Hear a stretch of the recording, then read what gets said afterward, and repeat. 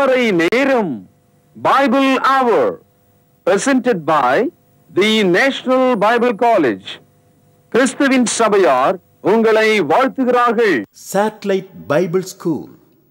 அன்பானவர்களே, புதிய ஏற்பாட்டு தொழுகைக்கு திரும்புங்கள்.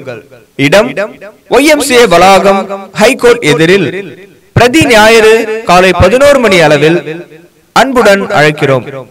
Come and worship with us every Sunday at 11 a.m.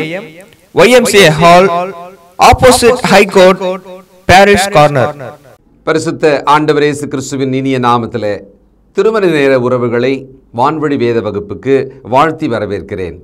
பிரியமானவர்களே, ராஜ்யத்தின் குடும்பத்துக்குள் இருக்க வேண்டிய நற்குணங்கள், நற்குணம் என்றே தனியாக பார்த்தோம். அந்த ஆவியின் கனியின் வரிசையில் இப்பொழுது பார்க்கிறது ரொம்ப அடிப்படையானது. இது முதல்ல கூட பார்த்துருக்கலாம். ஆனாலும் அந்த வரிசைப்படி பார்க்கறதுனால விசுவாசம் என்பதை இந்த 7வது குறிப்பாக நாம் பார்க்கிறோம். விசுவாசம் தேவனுக்கு நாம் பிரியமாக இருப்பதற்கு ஒரு நுழைவுச் சீட்டு. அதுதான் தேவனுக்குள் அல்லது கிறிஸ்துவுக்குள் வருவதற்கான நுழைவுச் சீட்டு. மார்க் 16:16 விசுவாசம் உள்ளவனாகி ஞானஸ்தானம் பெற்றவன் ரட்சிக்கப்படுவான். அந்த விசுவாசம் உள்ளவனாகி அப்படின்ற ஒரு விஷயம் இருக்கு இல்லையா? சுவிசேஷத்தை கேட்டு அதன் மேல் நம்ம ஒரு நம்பிக்கை வந்து, அந்த நம்பிக்கையினுடைய உறுதியாக விசுவாசம் மலர்ந்து, அந்த விசுவாசம் உறுதிப்பட்டு, அது விசுவாசம் உறுதிப்படுகிறது என்று சொன்னால் அதில் நிறைய விஷயங்கள் உள்ளடங்கி இருக்கிறது. அதில் ரொம்ப முக்கியமானது நம்பி கீழ்ப்படிவதற்கு பெயர் விசுவாசம். இந்த விசுவாசமானது தேவனுக்கு பிரியமாக இருக்கணும்னு சொன்னால் அது எப்படி இருக்கணும்? தேவன் ஒருவர் உண்டென்றும் தம்மை தேடுபவர்களுக்கு அவர் பலனளிக்கிறவர் என்றும் விசுவாசிக்க வேண்டும். எபிரேயர் 11:6 இதை வாசிக்கிறோம். நமக்கு தெரிஞ்ச வசனம்தான். இந்த விசுவாசமானது ஒரு குடும்பத்துக்குள்ளே மிக சரியாக இருந்தால் மட்டும்தான் அந்த குடும்பம் நிலைத்து நீடித்து தேவனுக்கு பிரியமான குடும்பமாக சந்தோஷமான குடும்பமாக இருக்கும். இப்போ நான் சொன்னனே, இது கேள்விகளாக நாம் கேட்டுக்கொண்டிருக்கிறோம். என் திருமண வாழ்வு நீடித்திருக்குமா? என் திருமண வாழ்வு கர்த்தருக்குள் சந்தோஷமாக நிலைத்திருக்குமா? என்னுடைய உறவுகளுக்குள்ளே அந்த மகிழ்ச்சி, ஆனந்தம் கிறிஸ்தவ குடும்பமாகிய எங்கள் குடும்பத்துக்குள்ளே எப்பொழுதும் இருக்குமா? இந்த திருமண உறவானது முறிந்து விடாமல் காக்கப்படுமா? இந்த கேள்விகளுக்கு பதில் ஒரு பக்கம் பார்க்கும்போது மிக வேதனையாக இருக்குது. எல்லாம் முடியாது, எல்லாம் இப்போல்லாம் சாத்தியமே கிடையாது. காரணம், திருமணங்கள் இன்றைக்கு 10 நடக்குமானால் மேலை நாட்டுக்கும் நம் நாட்டுக்கும் நிறைய வித்தியாசம் இருக்குது. இருந்தாலும் அவைகள் இப்பொழுது சம விகிதம் ஆகிக்கொண்டே இருக்கிறது. என்னென்னா திருமண முறிவுகள் தான். 10ல் 2-3 உடனே முறிந்து விடுகிறது. ஒருவேளை ஒட்டி கொண்டு வாழ்வது போல இருப்பவர்கள் கூட எப்பொழுது விட்டுவிடுமோ அப்படின்ற மாதிரி வாழ்பவர்கள் பாதி பேராக இருக்காங்க. கிறிஸ்தவ குடும்பம், ராஜ்யத்துக்குள் இருக்கிற குடும்பம், அன்பின் குமாரனாலே மீட்கப்பட்டவர்களின் அந்த குடும்பம், நம் குடும்பம், அதற்குள்ளே விசுவாசம் அஸ்திபாரமாக உறுதியாக தூணாக இருக்கணும். ஒவ்வொருவருமே அந்த குடும்ப அங்கத்தினர்கள் விசுவாசத்தை காப்பாற்றி கொண்டு அதில் நிலைத்திருக்க முதல் முயற்சியை எப்பொழுதுமே செய்யணும். விசுவாசம் என்பதற்கு பிஸ்டிஸ் அப்படின்ற ஒரு கிரேக்க சொல் பயன்படுகிறது. முழுமையான நம்பிக்கை, முழுமையான ஒப்பு கொடுத்தல், முழுமையான கீழ்ப்படிதல். இப்படி அதுக்கு அர்த்தங்களை ரொம்ப தெளிவாக வசனம் நமக்கு சொல்லுது. பல்வேறு இடங்களில் நாம் இதை பார்க்கலாம். விசுவாசம் உள்ளவனாகி கீழ்ப்படிபவன் தான் ரட்சிப்பை பெறுகிறான். அன்பினால் வளர்க்கப்படுகிற விசுவாசம்தான் நிலைத்து நிற்கும்.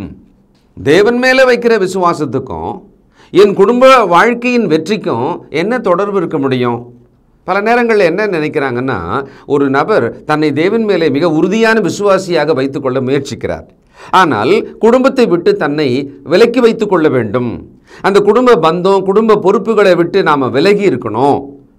அதை நாம் பெருசாக பார்க்கணுன்னா அவசியம் இல்லை.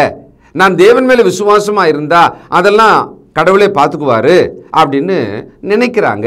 நம்ம கேட்குறதுக்கு பரவாயில்லப்பா, ரொம்ப பெரிய விசுவாசியாக இருக்கிறாரு, பயங்கரமான விசுவாசியாக இருக்கிறாரு அப்படின்னு தோணலாம். ஆனால் தேவனிடத்தில் விசுவாசம் வைக்கிறவன் தேவன் உண்டென்றும் தம்மை தேடுபவர்களுக்கு பலன் அளிக்கிறவர் என்றும் அவர் விசுவாசிக்கிறார். ஆனால் அந்த விசுவாசம்ன்றது தேவன் உண்டுன்றதில் மாத்திரம் அல்ல.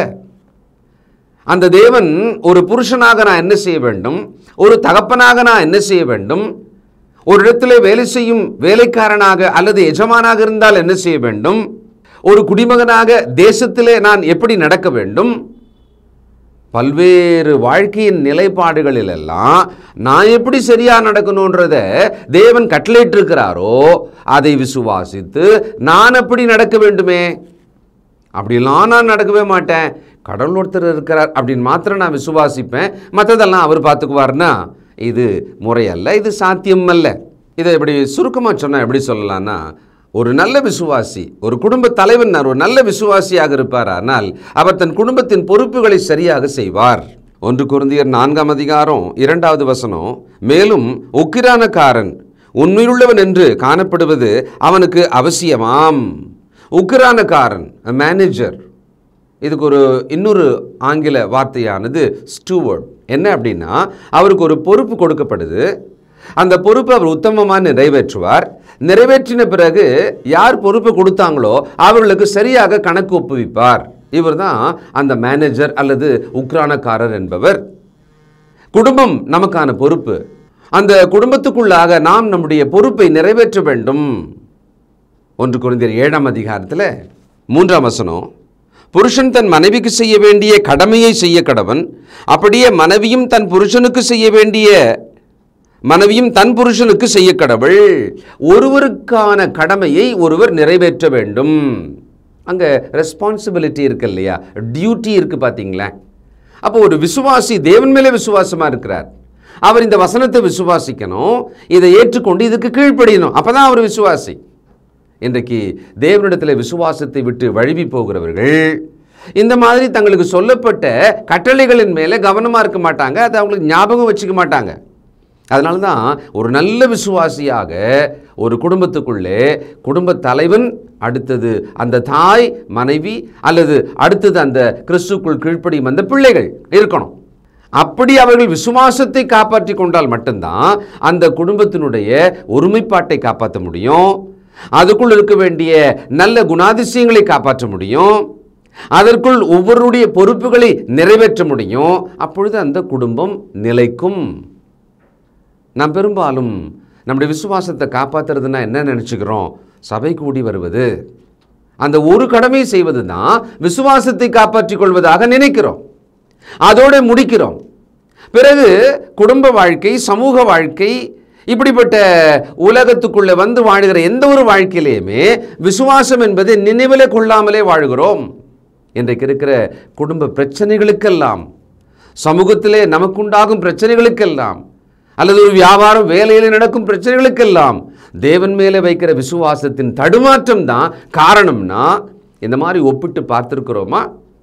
மத்தேயு 24:45 ஏற்ற வேளையிலே தன் வேலைக்காரனுக்கு போஜனம் கொடுத்து அவர்களை விசாரிக்கும்படி எஜமான் வைத்த உண்மையும் விவேகமுள்ள ஊழியக்காரன் யாவன். ஒரு வேலைக்காரனாக எஜமான் கீழே நாம் இருக்கும் பொழுது அங்கே நாம் உண்மையுள்ளவர்களாக இருக்க வேண்டும் என்று இருப்பது நான் தேவன் மேலே வைக்கிற விசுவாசத்தை பொறுத்தது தான். ஒருத்தர் சரியான விசுவாசியாக இல்லைன்னு வச்சுக்கோங்களேன், அவர் கண்ணில் பார்க்குற மனுஷனுக்கு கூட அவர் உண்மையுள்ளவராக இருக்க மாட்டார்.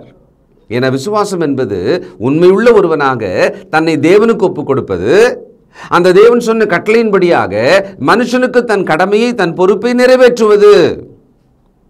இதை விளங்கிட்டோம்னா நம்முடைய வாழ்க்கை ரொம்ப நல்லா இருக்கும். நாம் மிக சரியாக தேவனுடைய பார்வையில் அவருக்கு பிரியமாக அவருடைய பராமரிப்பின் கீழே நிம்மதியாக வாழலாம். இல்லைன்னா நாம் சபை கூடி வந்து அந்த கடமையை முடிச்சுட்டு ஒரு அட்டன் பண்ணி வந்துட்டு அப்புறமா அந்த உலகத்தில் வாழும்பொழுது தந்திர மந்திரங்களில் வாழ வேண்டியதாகிடும். நம்மளோட சாமர்த்தியம், நம்மளோட சாதுரியம் இல்லை, அந்த மாதிரி டெக்னிக்காக சிந்திச்சு தந்திரமாக யோசனை பண்ணி இப்படியெல்லாம் வாழ வேண்டிய ஒரு கட்டாயம் நமக்கு வந்துடும்.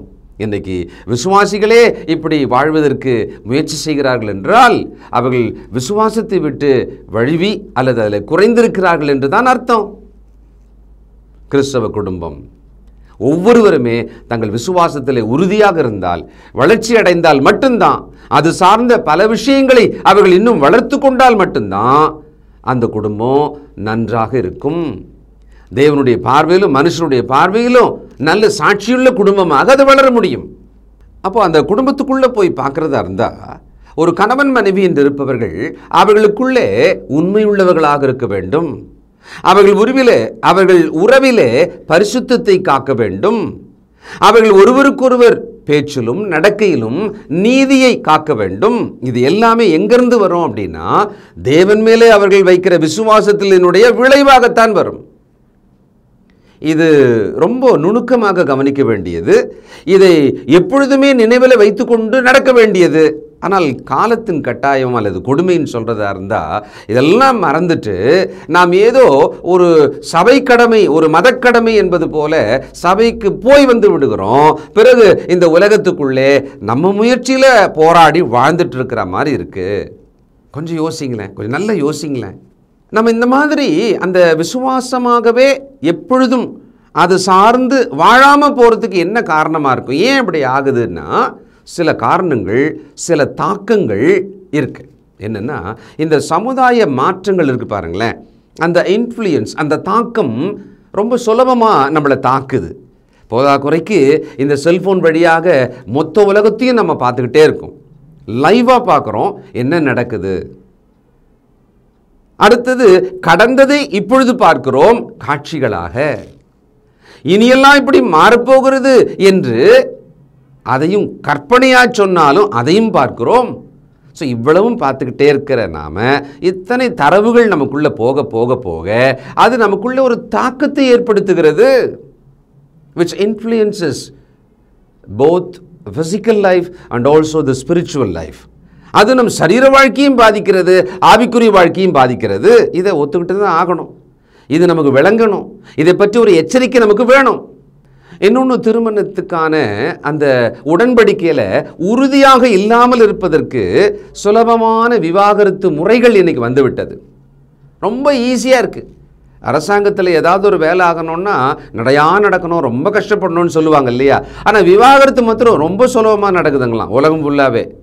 அதனால் ரொம்ப ஈஸியாக அந்த நடைமுறைகள் கடினமாக இல்லாததுனால, கடினமாக இருந்தது, இப்போ அவைகள் எல்லாமே ரொம்ப லேசாக போச்சு. அதனால் இரவு கோபித்துக் கொள்கிறார்கள், காலை விவாகரத்து செய்கிறார்கள். நான் ஏற்கனவே சொன்ன மாதிரி இந்த உலகத்தோடு இருக்கிற பரந்துபட்ட ஒரு தொடர்பு இருக்குது பார்த்தீங்களா? அநேகரோட தொடர்பு. இந்த ஃபேஸ்புக் வழியாலாம் சொல்கிறாங்க இல்லையா, நிறைய எனக்கு ஃப்ரெண்ட்ஸ் இருக்காங்க, நிறைய ஃபாலோவர்ஸ் இருக்காங்கன்றாங்க இல்லையா? அந்த தொடர்புகள் எல்லாம் நம்மை தொடர்பு கொள்ளும் பொழுது ஏதோ ஒரு தகாத தீங்கான தொடர்பு இருக்குமானால் அது நம்முடைய வாழ்க்கையை பாதிக்கும், நம்முடைய எண்ணங்களை பாதிக்கும், நம்முடைய விசுவாச ஓட்டத்தை பாதிக்கும். அந்த பாதிப்பு விசுவாசத்தை பாதிக்குது, அப்படியே குடும்பத்துக்குள்ள இருக்கிற அந்த மகிழ்ச்சியை, உறவை பாதிக்கிறது. இது நிறைய பேர் ஆமாம் அது உண்மைதான் அப்படின்னு நீங்கள் ஒத்துக்கிறீங்க. அப்போ நம்ம எச்சரிக்கையாக இருக்கணுமே. மேலும் இந்த தலைமுறையிலே நாம் பார்க்கிற இந்த உலகமானது உள்ளுக்குள்ள இருக்க குணாதிசயங்களின் மேலே கவனம் வைக்காம தோற்றத்தின் மேலே ரொம்ப கவனம் வைக்குது. உடை, கவர்ந்திழுக்கும் கவர்ச்சிகரமான உடை நடை பாவனைகள், அந்த தோற்ற பொலிவு, இதுக்கு ரொம்ப முக்கியத்துவம் கொடுக்கிறது. அது என்ன ஆகுதுன்னு சொன்னா, கண்களின் இச்சையை தூண்டுகிறது, மாம்சத்தின் இச்சையை தூண்டுகிறது, ஜீவனத்தின் பெருமையை அதிகரிக்கிறது. இதுக்கு மொத்தமா இந்த தோற்ற மாற்றங்களே போதும். இந்த 3 விஷயத்துக்கும் தோற்ற மாற்றங்கள் போதும். அதுக்கு ரொம்ப முக்கியத்துவம் கொடுக்கிற தலைமுறை நம் தலைமுறையாகத்தான் இருக்கும். சொல்லுவாங்க, அந்த காலத்தில் கிளியோபட்ரா ஏதோ பால்லையே குளிப்பாங்களாம். அது கற்பனையோ உண்மையோ அது இருக்கட்டுமே. ஆனால் இன்னைக்கு எல்லாருமே அப்படி தான் குளிக்கணும், அப்படி தான் தன்னை தோற்றத்தில் பளிச்சுன்னு வச்சுக்கணும் அப்படின்னு லேயரா தங்களுடைய தோலுக்கு மேலே தோற்றங்களிலே மாற்றங்களை, பொலிவை, ஒரு கவர்ச்சியை உண்டாக்கணும்னு முயற்சிக்கிறாங்களே, அவங்க பாவம் பரிதாபமாக இருக்குது அப்படிப்பட்டவங்கள பார்த்தா. அது ஏதோ ஒரு நிகழ்ச்சிக்கு ஆண்டுகளுக்கு ஒரு முறை அவர்கள் நிர்பந்தமாக வேலை நிமித்தமாக எதையோ செய்கிறாங்க அப்படின்னா கூட இந்த உலகம் ஒத்துக்கும். ஆனால் தினந்தோறும் அதை செய்து கொண்டிருப்பது ஒரு மனநோயை, மனப்பிறழ்வை காண்பிக்கிறது. அது ஒரு சாதாரண இயல்பாக இல்லாததை காண்பிக்கிறது. இது என்ன செய்யுதுன்னு சொன்னா, தேவன் மேலே விசுவாசமாக வாழுகிற வாழ்க்கையை உள்ளார்ந்த அழக விட்டுட்டு புறம்பானவற்றின் மேலே கவனத்தை செலுத்துகிறது. அது குடும்பங்களுக்குள்ளே பிரிவை, முறிவை ஏற்படுத்துகிறது. கொஞ்சம் திங்க் பண்ணுங்க, உங்களுக்கே புரியும். தேவனிடத்தில் விசுவாசமாக இருக்கிறோம், தேவனிடத்தில் உண்மையாக இருக்க வேண்டும், குடும்பங்களுக்குள்ள இருக்கிற உறவிலே உண்மையாக இருக்க வேண்டும். ஏன் உண்மையாக இருக்கணும்? ஏன்னா இன்றைக்கி அப்படிலாம் கூட கேள்வி கேட்குறாங்க.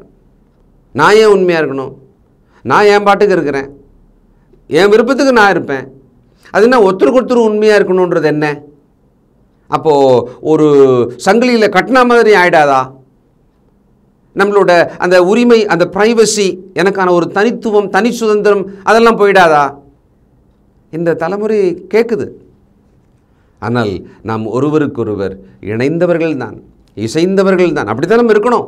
பாருங்கள், மத்திய 19 5ஆம் வசனம், இது நிமித்தம் புருஷனானவன் தன் தகப்பனையும் தாயையும் விட்டு தன் மனைவியோடே இசைந்திருப்பான், அவர்கள் இருவரும் ஒரே மாம்சமாய் இருப்பார்கள் என்று அவர் சொன்னதையும் நீங்கள் வாசிக்கவில்லையா? இசைந்திருப்பான், அவர்கள் இசைந்திருப்பார்கள், ஒரே மாம்சமாக இருப்பார்கள். அப்போ ஒருவருக்கொருவர் இசைந்திருக்க வேண்டும் என்று சொன்னால் அங்கே மாய்மாலம் இருந்தால் நடக்குமா இசைவு?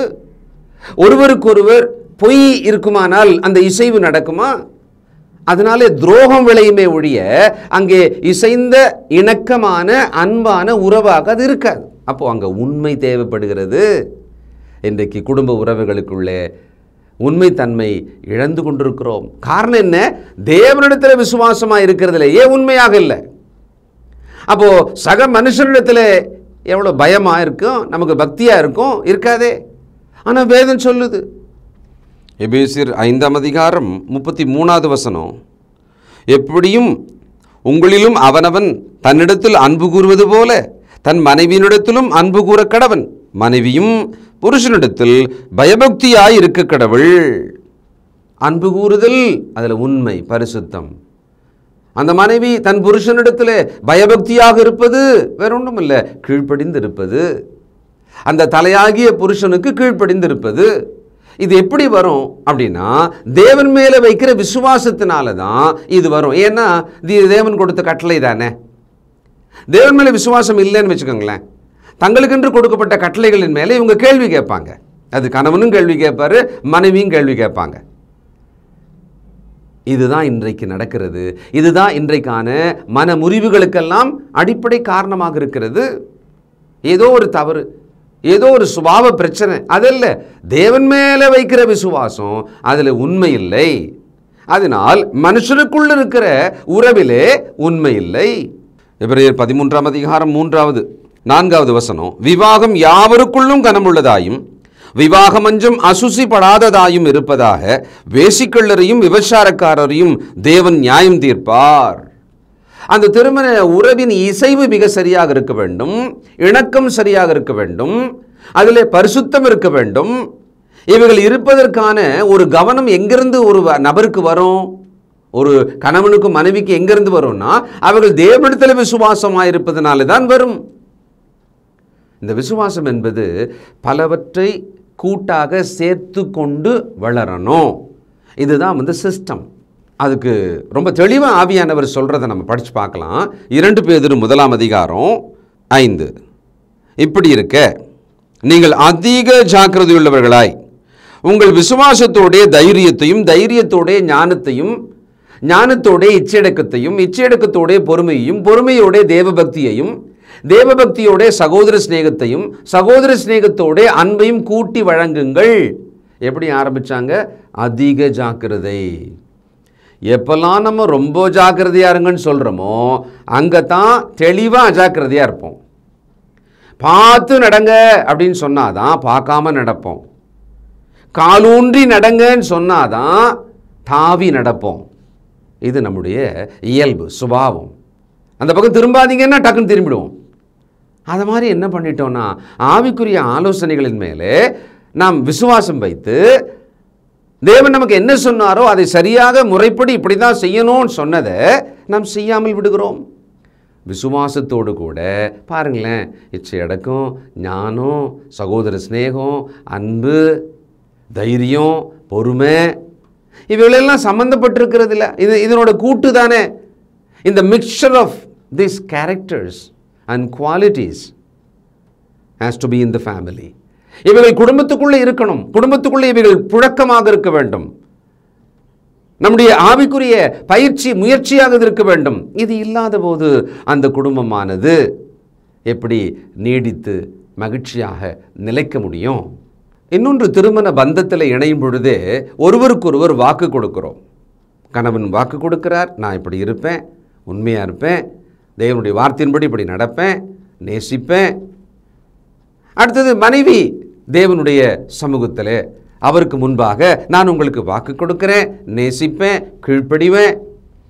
அப்போ இந்த வாக்கை காப்பாற்றணுமா இல்லையா? அந்த வாக்கை காப்பாற்றுவதில் ஒரு உண்மை தேவைப்படுது இல்லையா? தேவனுக்கு உண்மையாக இருக்கிறவன் தான் சக மனுஷருக்கு உண்மையாக இருப்பான். இதை நம்ம நல்ல ஞாபகம் வச்சுக்கிட்டாதான் இப்பொழுது இருக்கிற நம்முடைய திருமண உடன்படிக்கையின் வாழ்வை, அந்த குடும்ப வாழ்வை சீர்படுத்தி சரியாக கொண்டு செல்ல முடியும். அப்படியே இருந்துடுறோம், அப்படியே போயிடுறோம் அப்படின்னா அது அப்படியெல்லாம் போகாது. மாற்றங்கள் எப்பொழுது எப்படி வேணாலும் வரலாம். அதை விட ரொம்ப முக்கியமாக சாத்தான் சும்மா இருக்க மாட்டான். அவன் யாராவது ஒருவரை தூண்டி தன்னுடைய தந்திரத்தை நிச்சயமாக குடும்பத்துக்குள்ளே கொண்டு வந்துடுவான். அதனால் விசுவாசம் ரொம்ப முக்கியம். பாருங்க, 1 பேதுரு 5:9 விசுவாசத்தில் உறுதியாக இருந்து அவனுக்கு எதிர்த்து நில்லுங்கள். உலகத்தில் உள்ள உங்கள் சகோதரிடத்திலே அப்படிப்பட்ட பாடுகள் நிறைவேறி வருகிறது என்று அறிந்திருக்கிறீர்களே. எத்தனை குடும்பங்களுக்குள்ளே, எத்தனை உறவுகளுக்கு நடுவிலே சாத்தானுடைய சோதனையினாலே சண்டை போட்டு கொண்டிருக்கிறாங்க. பிரிந்து அவர்கள் மிக வேதனைக்குள்ளே இருக்கிறாங்க. அந்த குடும்பம் தத்தளிக்கிறது. கணவன் ஒரு பக்கம், மனைவி ஒரு பக்கம், பிள்ளைகள் இன்னொரு பக்கம். பாருங்க, அப்படியே சூறையாடப்பட்டதை போல இருக்கிறது. லாஸ் ஏஞ்சல்ஸில் அந்த பெரிய பெரிய வீடுகள், மிக வசதியான வீடுகள், செல்வ சீமான்கள் வீடுகள், பக்கத்தில் இருக்கிற மிக சாதாரண வீடு, ரெண்டுமே சமமாக சாம்பலாக இருக்கு. அதனால் நாம் இந்த உலகத்தின் சம்பத்து, பணம், வசதிகள் இல்லை, நம்முடைய அதிகாரம் எல்லாவற்றையும் வைத்து நாம் ஒரு வித்தியாசமான பாதுகாப்பான வாழ்க்கையை வாழ்ந்துடலாம் நினைக்க தோணும் தான். நினைக்கிறதுக்கு சாத்தியம் கூட இருக்கலாம் தான். ஆனால் சாத்தானுடைய தந்திரம் வருமானால் அது சமமாக யாரையும் பேதம் பார்க்காம சாட்சி விட்டுறோம். எதுக்கு மட்டும்தான் அது பயப்படும், ஓடி போயிடுன்னு சொன்னால் நான் தேவன் மேலே வைக்கிற விசுவாசத்தை பொறுத்து தான். அதனால தான் ஆவியானவர் சொல்கிறாரு, விசுவாசத்தில் உறுதியாக இருந்து அவனுக்கு எதிர்த்து நில்லுங்க. ஒருவர் விசுவாசத்தில் உறுதியாக இல்லாமல் சாத்தானுக்கு எதிர்க்கவே முடியாது. ஒரு வெற்றியுள்ள வாழ்க்கை வாழணும். அந்த குடும்ப வாழ்க்கை ஒரு சந்தோஷமான, ஒரு வெற்றியான ஒரு குடும்ப வாழ்க்கையாக இருக்கணும். அடிப்படை விசுவாசம்தான். பாருங்கள், 1 யோவான் 5:4 தேவனால் பிறப்பதெல்லாம் உலகத்தை ஜெயிக்கும், நம்முடைய விசுவாசமே உலகத்தை ஜெயிக்கிற ஜெயம். நம்முடைய விசுவாசமே இந்த உலகத்தில் வாழும் வாழ்க்கையே அல்லது குடும்ப வாழ்க்கையை ஜெயிக்கிற ஜெயமாக, அதற்கு உதவியாக இருப்பது இந்த விசுவாசம்தான்.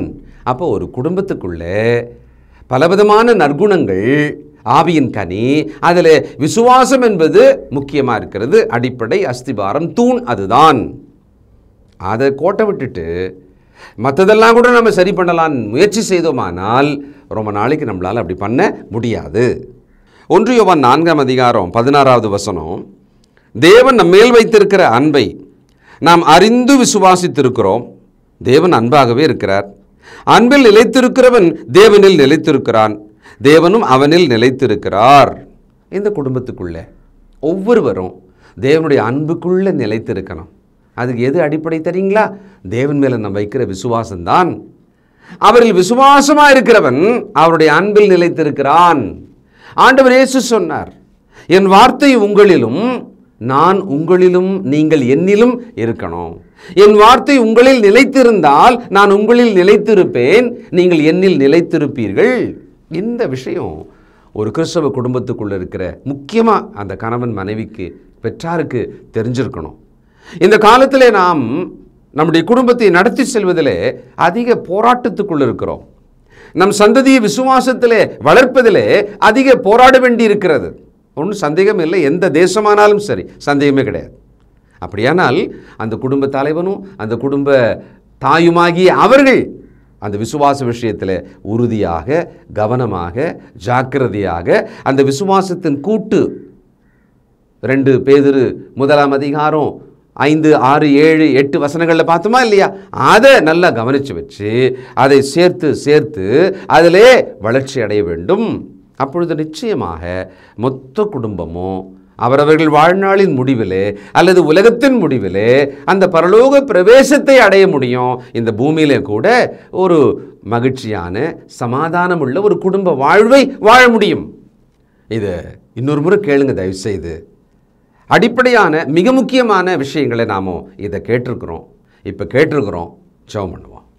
இரக்கமுள்ள பிதாவே, பரிசுத்தரே, நன்றியோடு துதிக்கிறோம்ப்பா. விசுவாசத்துக்கும் எங்கள் குடும்ப வாழ்வின் மகிழ்ச்சிக்கும் சமாதானத்துக்கும் அதனுடைய நீடித்த தன்மைக்கும் நிலைப்புக்கும் அவசியம் என்பதை நாங்கள் அறிந்து கொண்டோம். அன்பாக இருப்பதற்கு உம்மேல் வைக்கும் விசுவாசம் அவசியமாக இருக்கிறது.